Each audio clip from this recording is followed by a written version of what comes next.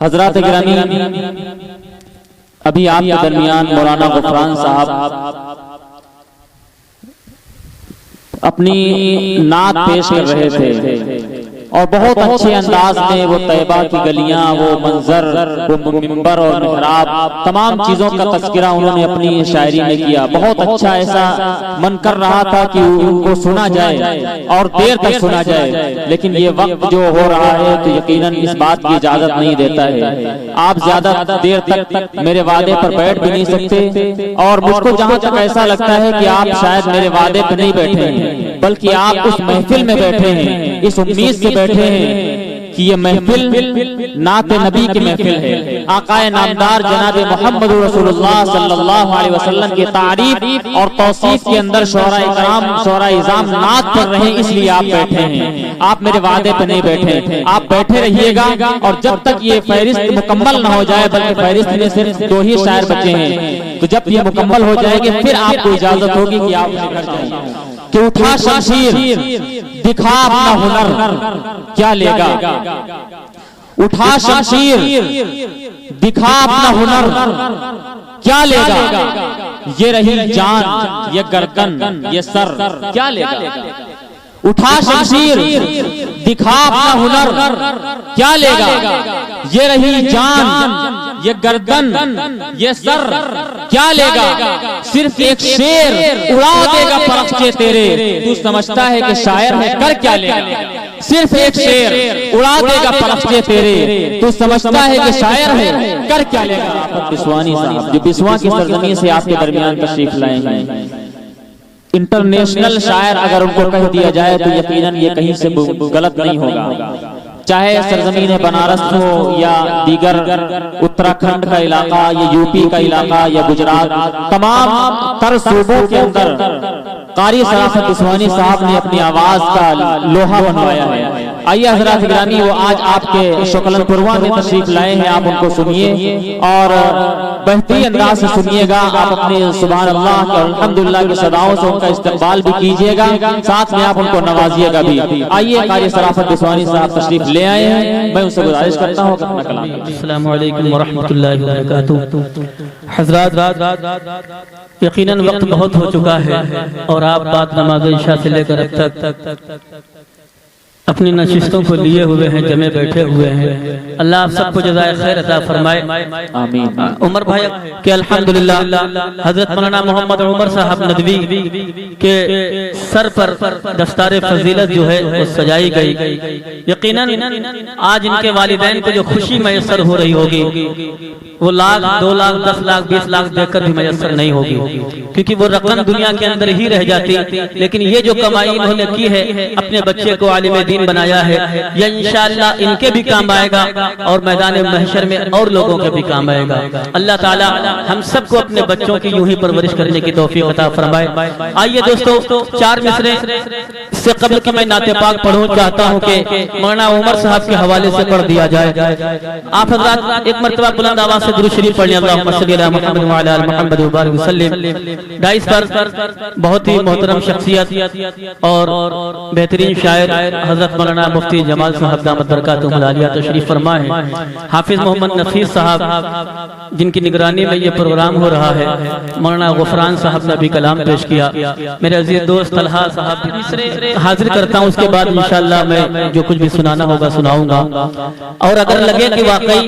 میں جو کہہ رہا ہوں یہ سچ ہے، یہ حقیقت ہے، تو آپ سبھی کی تائید اور دعائیں چاہوں گا۔ حاضر کرتا ہوں، سماعت فرمائیں کہ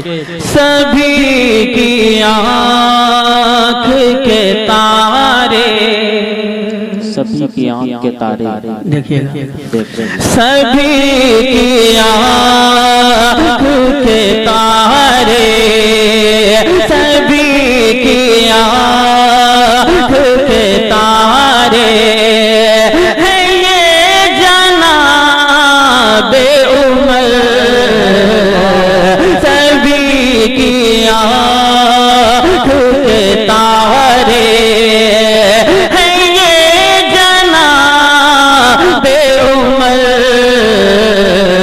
بہت ہی راج دلارے، بہت ہی راج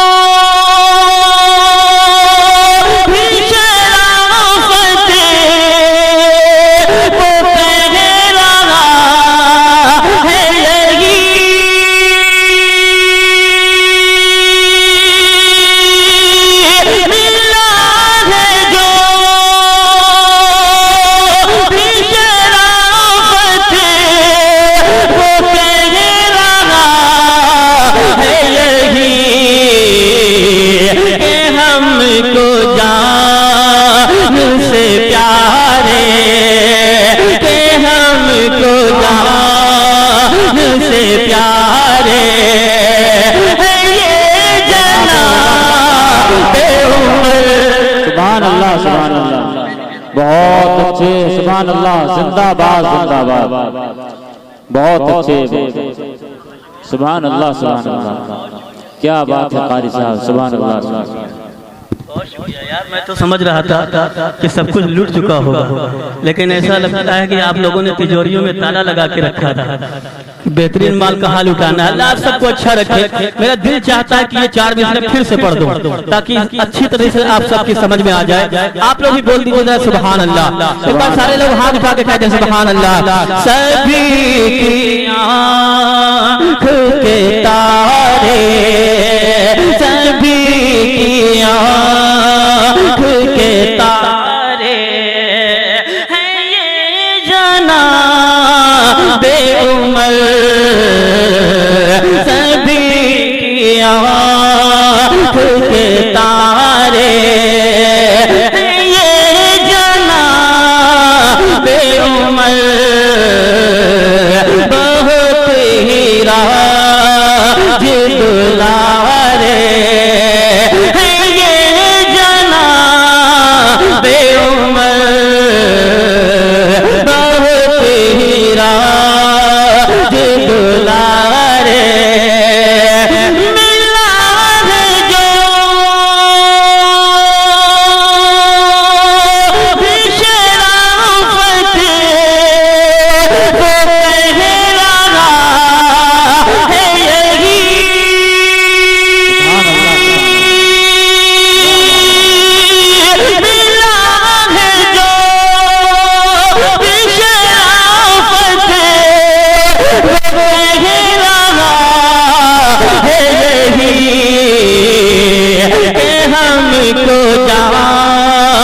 سے پیارے